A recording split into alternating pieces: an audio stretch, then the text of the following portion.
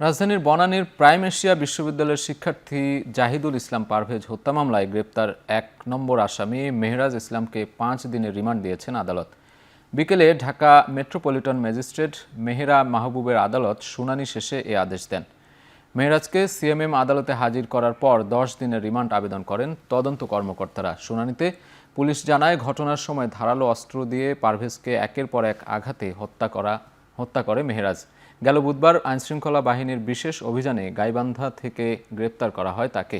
আসামিপক্ষের আইনজীবীরা তার রিমান্ড বাতিল চেয়ে জেল গেটে জিজ্ঞাসাবাদের আবেদন করেন, কিন্তু সেই আবেদন বাতিল করে রিমান্ডের আদেশ দেন বিচারক।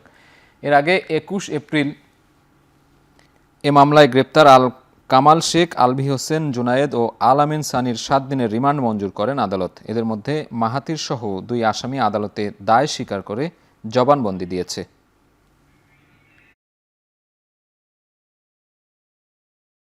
ইতিপূর্বে আরো কয়েকজন আসামি গ্রেপ্তার হয়ে রিমান্ডে আছে। ২ জন আসামি দোষ স্বীকারমূলক জবানবন্দি দিয়ে তারা বলেছে যে এই ঘটনাটা কারা সংগঠিত করেছে। আমার যে আজকের আসামি মিরাজ ইসলাম, সে এই ঘটনার সময় ঘটনাস্থলেও ছিল না।